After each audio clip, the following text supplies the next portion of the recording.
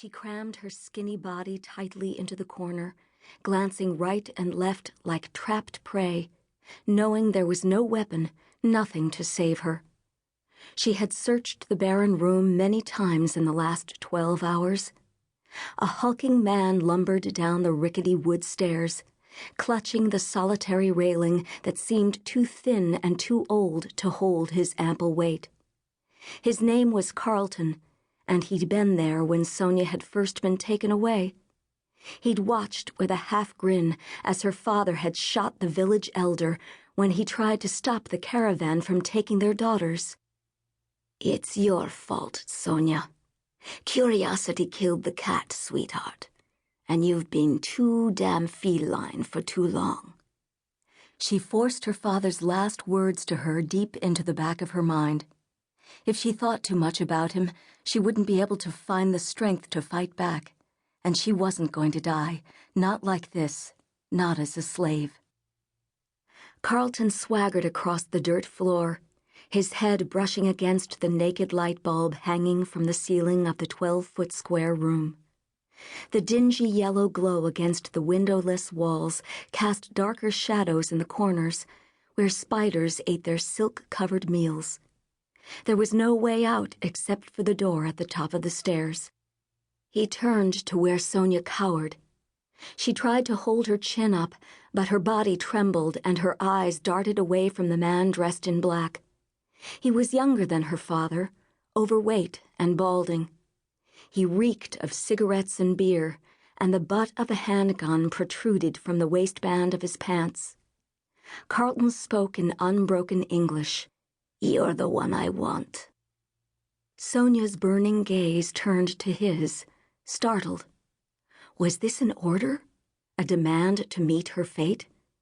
His dark eyes stared at her chest, his skull revealing crooked yellow teeth. She glanced away, embarrassed and angry, and more terrified than when she saw her father kill. He reached over and pinched her nipple.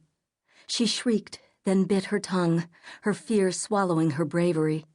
She shrank against the cold cinder-block wall and silently prayed, not believing it would do any good, not after what she'd seen. He grinned at her, jerked down the arm of her loose-fitting blouse and slapped her shoulder. Pain flared from where his fingers had burned her skin, marking her as his property.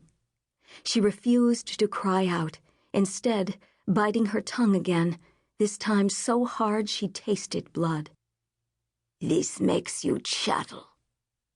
He pressed his thumb into her healing flesh until her tears spilled over, and she barked out an agonized sob. He laughed cruelly. "You think you're something special, Sonia Martin. You're just a woman, don't forget it. You're pretty now. You'll bring in good money, but your beauty is short-lived, and if you're trouble, you'll be dead." She spat blood-tinged saliva in his face and immediately knew she'd made a mistake. His lips curled, and he backhanded her so hard her head hit the wall and her vision blurred. His fat diamond ring cut her cheek. He kicked her in the stomach and would have beaten her to death if a voice from the top of the stairs hadn't stopped him. "She's not yours." He sounded American. Had they traveled far enough to reach America? Possibly, but she didn't think it would help.